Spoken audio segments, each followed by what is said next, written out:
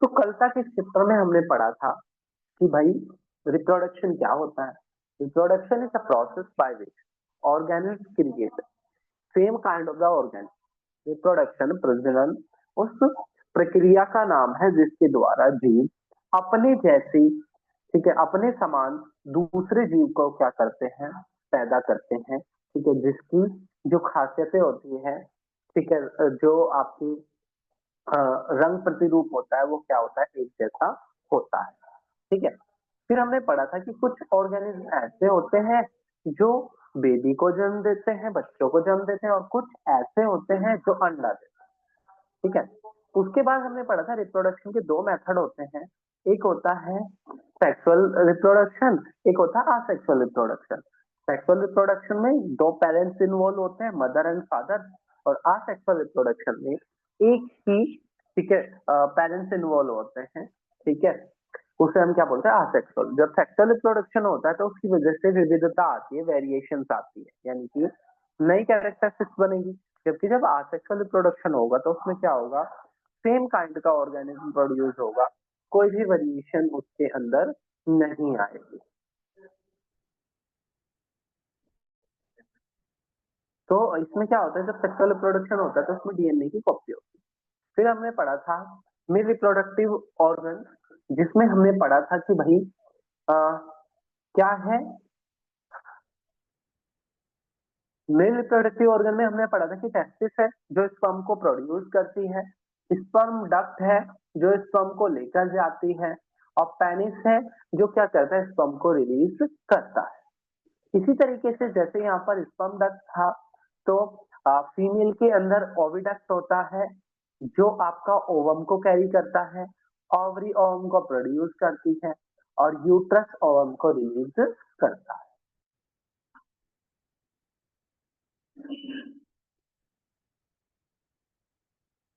इसके बाद अगर हम बात करें यहाँ पर, हमने पढ़ा था यहाँ पर फर्टिलाइजर।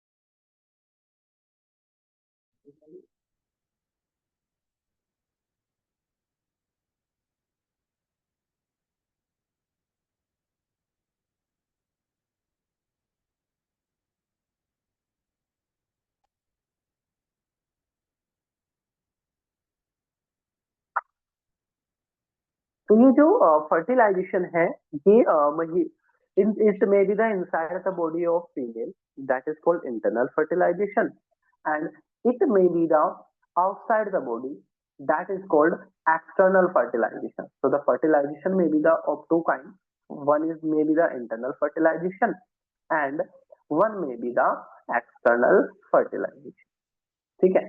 उसके बाद हमने पढ़ा था आईवीएफ।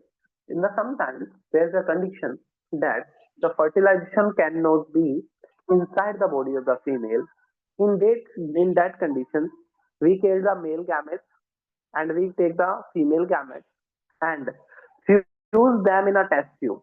उन दोनों को हम क्या करते हैं, टेस्ट ट्यूब में गैमेट्स फ्यूज करते हैं, and then diffuse inside the body of the female, और फिर इसको फीमेल की बॉडी के अंदर डिफ्यूज कर देते हैं, and this type of reproduction और this kind of the baby is called the test tube baby. इसको हम क्या कहते हैं, टेस्ट ट्यूब बेबी कहते हैं। अब यहाँ कह रहा है कि जो आपके फ्रॉग वगैरह है, टोड्स वगैरह है, ये क्या करते हैं, बहुत सारे अंडे रिलीज करते हैं। क्यों? क्योंकि बहुत सारे अंडे क्या होते हैं, पानी की वजह से क्या हो जाते हैं, बाहर जाते हैं और वो खराब हो जाते हैं। ठीक है, तो ये इसका आंसर कि एक साथ में इतने सारे अंडे क्यों देते हैं।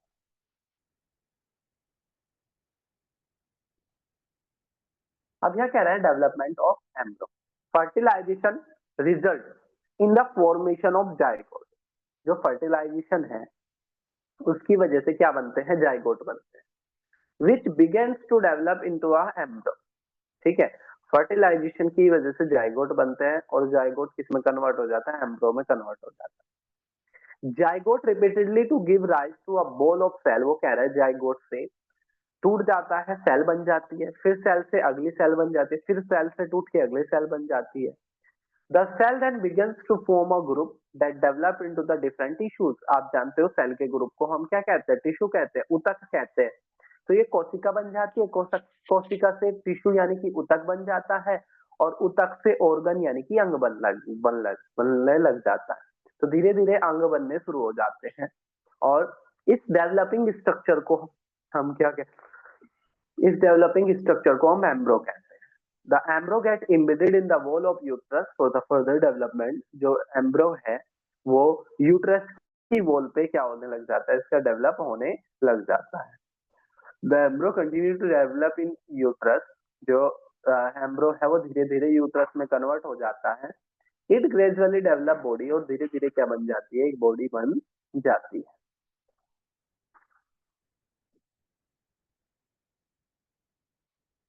और धीरे धीरे क्या होता है इसके अंदर, आपके बॉडी के पार्ट जैसे कि हैंड, लेग, हेड, आई, ईयर्स, ये बनने शुरू हो जाते हैं। और वो स्टेज जिस पर एक एम्ब्रो में बॉडी के पार्ट्स दिखने लग जाते हैं, a stage where there is identification of the body part in the embryo, that stage is called foetus. उसको हम क्या कहते हैं, फोल्टस कहते हैं। When the development of foetus is complete, the mother gives birth to the baby। वो कह रहा है जब foetus का जो डेवलपमेंट है वो पूरा हो जाता है तो क्या होता है, बेबी का जन्म होता है। Internal fertilization take place hence also, but do hens give birth to the baby? Internal hens के अंदर भी इंटरनल फर्टिलाइजेशन होता है, लेकिन जो hen है वो बेबी ना पैदा करके क्या करते हैं, वो अंडे पैदा करते हैं। तो soon after fertilization, zygote divides repeatedly and travel down the oviduct। वो कह रहा है जाइगोट डिवाइड होकर ओविडक्ट में चला जाता है, बहुत सारी प्रोटेक्टिव लेयर से होता हुआ। ठीक है, ये एग एग हैन के अंदर बता रहा है कि भाई जो एग होता है उस एग को क्या किया जाता है, वोम किया जाता है। ठीक है, उसके ऊपर ये अंडों के ऊपर ना बैठे रहते हैं, और उसके बाद क्या होता है, नया बेबी बनता है। तो ये अंडे वाला प्रोसेस यहाँ पर बता रहा है।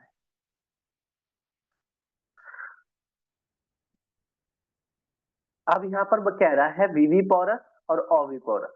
ठीक है, तो ऐसे ऑर्गेनिज्म जो यंग वंश को जन्म दे वो विविपोरस कहलाते हैं, और जो अंडों को जन्म दे वो ओविपेरस कहलाते हैं। ठीक है, द एनिमल्स और the organism that give birth to the young ones, जो बच्चों को जन्म देते हैं, that are called viviparous, and that give eggs are called oviparous. जो अंडों को अंडे देते हैं वो ओविपेरस होते हैं, और जो बेबी देते हैं वो विविपेरस होते हैं। The egg of a few animals are easy to observe because their mother lay them outside their body। These are example of oviparous, but you would not be able to collect the egg of the dog, cow or cat। This is because they don't lay egg, the mother give birth to the young ones। These are called viviparous। ठीक है, तो कुछ आपके बच्चों को जन्म देते हैं और कुछ आपके अंडों को जन्म देते हैं। ठीक है,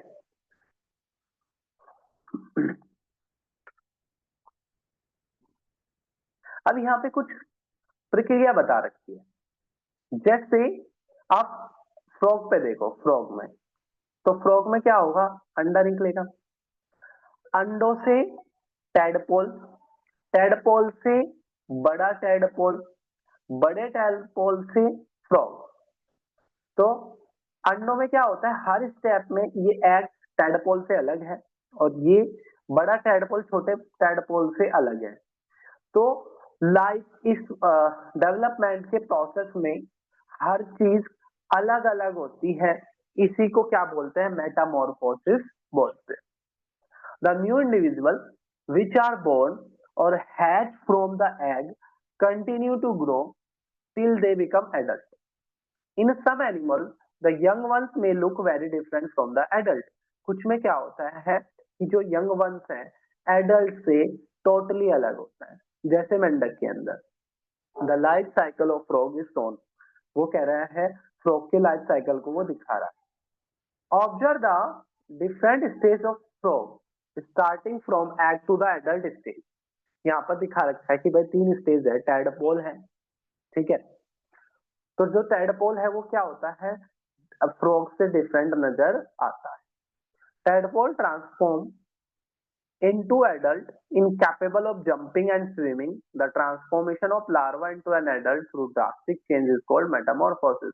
ठीक है, तो लार्वा से एक एडल्ट तक बनने की प्रक्रिया जिसमें क्या होता है, जो बॉडी होती है वो पहले वाली बॉडी से पूरी तरीके से अलग हो जाती है, उसे हम क्या बोलते हैं, मेटामॉर्फोसिस बोलते हैं।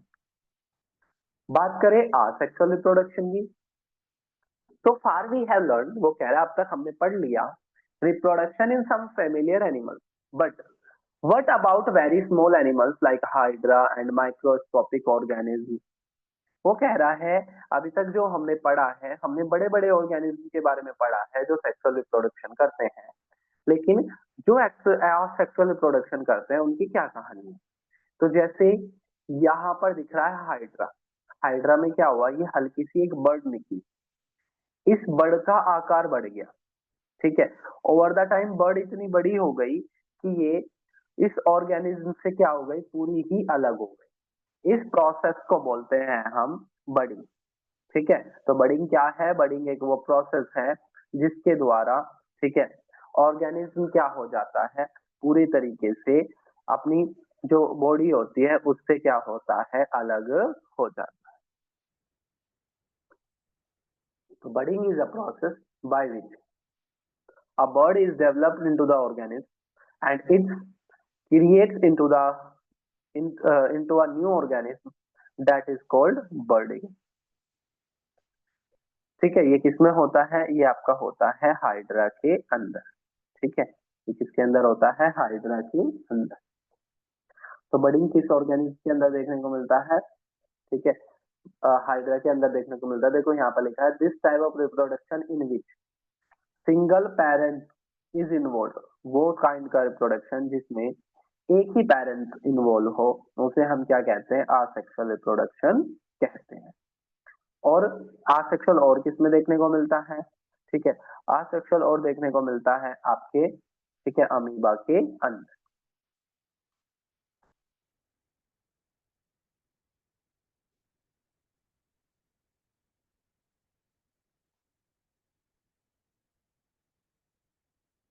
अब एक होता है बडिंग के बाद एक होता है बाइनरी फिजन। बाइनरी फिजन में क्या होता है कि जो ऑर्गेनिज्म है, ठीक है, एक ऑर्गेनिज्म क्या होता है, दो हिस्सों में टूट जाता है, ठीक है, एक ऑर्गेनिज्म दो हिस्सों में टूट जाता है, इसको हम क्या कहते हैं, बाइनरी फिजन कहते हैं। क्या कहते हैं, बाइनरी फिजन इसको कहा जाता है, जिसमें क्या होता है, एक ऑर्गेनिज्म, ठीक है, बहुत सारी ऑर्गेनिज्म में टूट जाता है। अब जैसे यहाँ पर एक कहानी है, ठीक है, कहानी है डोली की।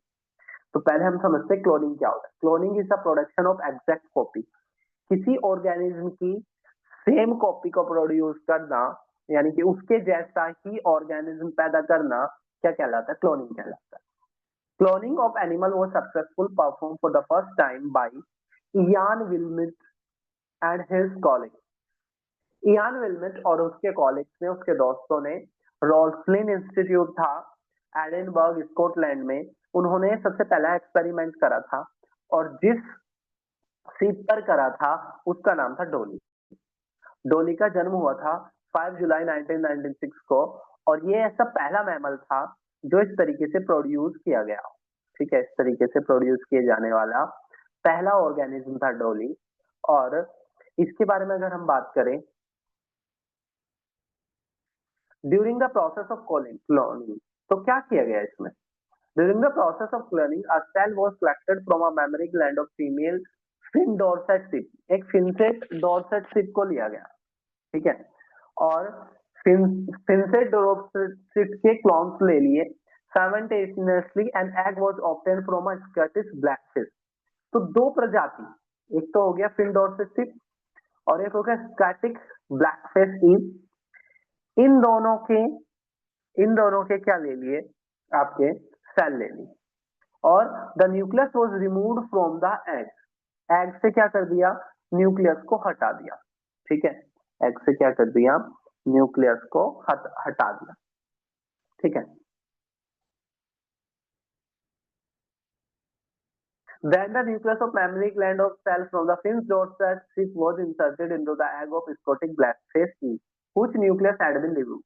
और उसमें क्या कर दिया, दूसरे की सेल को रख दिया। The egg was produced was implemented into the Scottish blackface eel. Development of this egg followed normally and finally Dolly was born. तो हुआ क्या, एक की सेल को हटाकर, एक के न्यूक्लियस में से सेल के हटाकर हमने दूसरे की सेल को रख दिया, और उस तरीके से क्या करा हमने, नए ऑर्गेनिज्म को क्या करा, पैदा किया, ठीक है। पाया क्या गया, एक नया ऑर्गेनिज्म बना जिसका नाम डॉली रखा गया। Dolly was given birth by static blackfish. तो वैसे तो वो स्टैटिक ब्लैकफिश से हुई थी, लेकिन उसके अंदर सेल कौन सी थी, फिन डॉर्सेट सीप की, ठीक है, क्योंकि वहां से न्यूक्लियस उठा लिया था। Since the nucleus from the egg of Scottish blackfish was removed, Dolly did not show any character of static blackfish. भले ही उस जीव की, उसकी जो माँ है, भले ही वो स्टैटिक ब्लैकफिश ईव है, ठीक है, लेकिन उसके अंदर कैरेक्टरिस्टिक्स किसकी है, ठीक है, उसके अंदर जो कैरेक्टरिस्टिक्स है, ठीक है,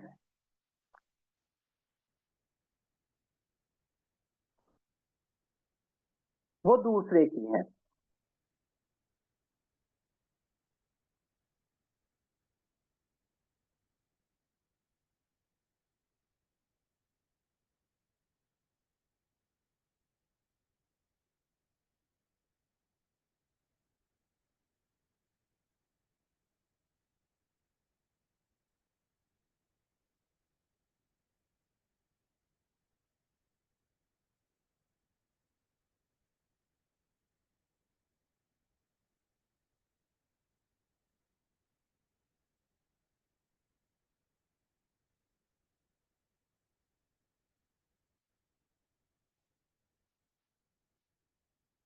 अब इसके बाद बात करें, जो डोली था वो एक हेल्दी क्लोन था और उसने सेवरल आगे बच्चे भी दिए, ठीक है। अनफॉर्चुनेटली लेकिन डाइड, जो डोली है वो डाइड हो गए 2003 में, ठीक है, लंग डिजीज की वजह से। Since Dolly several attempts have been made to produce clone animals. Dolly के बाद से बहुत बार कोशिश की गई इस तरीके से जन्म करने की, ठीक है, लेकिन हुआ क्या, या तो जन्म के तुरंत बाद ही नया ऑर्गेनिज्म मर गया, या कोई और कमी की वजह से क्या हो गया, जल्द ही, ठीक है, ऑर्गेनिज्म, ठीक है, लंबे टाइम तक सस्टेन नहीं कर पाया।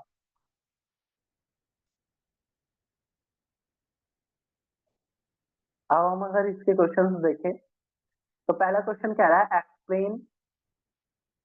Explain the importance of reproduction in organism. प्रजनन की इम्पोर्टेंस बताओ, महत्व बताओ। Reproduction help in the continuation of species. जो रिप्रोडक्शन है वो प्रजातियों के कंटिन्यूएशन में, ठीक है, लगातार बने रहने में मदद करता है, ठीक है। अगर it help in the sustaining of the organism, ये ऑर्गेनिज्म को सस्टेन करने में मदद करता है। अगर ये है तो सस्टेन रहेंगे, अगर ये नहीं है तो सस्टेन नहीं रह पाएंगे। इसके बाद अगर हम बात करें, describe the process of fertilization in human being. In human being they are the two human beings perform the sexual reproduction. Human जो है वो क्या करता है, सेक्सुअल रिप्रोडक्शन करता है। इसमें दो पेरेंट्स इन्वॉल्व होते हैं, एक मदर, फादर। फादर के पास स्पर्म डक्ट होता है, टेस्टिस होते हैं, ठीक है। तो जो टेस्टिस है वो स्पर्म को निकालते हैं, और जो स्पर्म डक्ट है वो स्पर्म को कैरी करते हैं, और जो पेनिस है वो बॉडी से बाहर निकालता है। जबकि महिलाओं के शरीर के अंदर क्या होता है, ठीक है, महिलाओं के शरीर के अंदर ओवरी होती है जो ओवम को निकालती है, रिलीज करती है। ओविडक्ट होता है जो उसको ट्रांसफर करता है, और यूट्रस होता है जो उसको शरीर के बाहर निकालता है। और जब स्पर्म और ओवम मिलते हैं तो फर्टिलाइजेशन हो जाता है, फर्टिलाइजेशन से जाइगोट बन जाता है, जाइगोट से जाइगोट के अंदर की जो सेल है वो दूसरी सेल में बदल जाती है, सेल टिश्यू में बदल जाते हैं, टिश्यू ऑर्गन में बदल जाता है, और जिसको हम फोइटस कहते हैं, और फिर एक क्या होता है, नया जीव पैदा हो जाता है। कह रहा है इंटरनल फर्टिलाइजेशन, इंटरनल फर्टिलाइजेशन कहाँ होता है? तो हमने पढ़ा था कि भाई इंटरनल फर्टिलाइजेशन कहाँ होता है, in the female body, female की बॉडी के अंदर होता है। अगर वो फीमेल की बॉडी के बाहर होता तो इसको हम कहते हैं, ठीक है, एक्सटर्नल फर्टिलाइजेशन। इसके बाद कह रहा है टैडपोल का एडल्ट फ्रॉग में बनने के प्रोसेस को क्या कहते हैं? तो इस प्रोसेस को कहते हैं Metamorphosis. Number of nucleus present in zygote, एक जाइगोट के अंदर कितने न्यूक्लियस प्रेजेंट होते हैं? तो एक ही प्रेजेंट होता है। इसमें ट्रू फॉल्स बताना है। तो हमने दो चीज पढ़ी थी, एक विविपेरस और एक ओविपेरस, ठीक है। तो जो ओविपेरस होते हैं, क्या वो बेबी को जन्म देते हैं क्या? ठीक है, तो बेबी को जन्म देते हैं विविपेरस, ठीक है। Each sperm is a single cell, क्या स्पर्म में एक सिंगल सेल होती है क्या? Yes. External fertilization take place in frog, क्या फ्रॉग में एक्सटर्नल फर्टिलाइजेशन होता है क्या? ठीक है, तो फ्रॉग भी अंडे देता है, तो इस वजह से इसमें भी क्या होता है, एक्सटर्नल फर्टिलाइजेशन होता है। A new human individual develop from a cell called gametes, जो ह्यूमन बनता है वो एक सिंगल सेल से बनता है, बिल्कुल सही बात है। Each laid after egg laid after fertilization is made up of single cell, जो फर्टिलाइजेशन के बाद जो अंडा बनता है वो एक सेल का रह जाता है क्या? नहीं, फिर उसके साथ क्या होता है, बहुत सारी सेलें बन जाती है। Amoeba reproduce by budding, amoeba में बडिंग होता है क्या? तो हाइड्रा में बडिंग होता है। Fertilization is necessary even in asexual reproduction, क्या आसेक्सुअल रिप्रोडक्शन के दौरान भी फर्टिलाइजेशन होता है क्या? तो आसेक्सुअल रिप्रोडक्शन के दौरान तो क्या होता है, एक ही जीव होता है, लेकिन फर्टिलाइजेशन तो फिर भी उसमें होता है। बाइनरी फिजन आसेक्सुअल मेथड का रिप्रोडक्शन है क्या? बिल्कुल। जाइगोट फर्टिलाइजेशन की वजह से बनता है क्या? ये भी बात सही है। एम्ब्रो में एक ही सेल होती है क्या? यस। वो कह रहा है जाइगोट और फोर्टस में अंतर बताओ। तो जब मेल से स्पर्म और फीमेल से ओवम बनकर जब फर्टिलाइज हो गए, तो उस फर्टिलाइज एग को जाइगोट कहते हैं। और जब इसी जाइगोट के अंदर ऑर्गन दिखने लग गए, अंग दिखने लग गए, तो अब इसको क्या कहने लग जाते हैं? ठीक है, फोर्टस कहते हैं।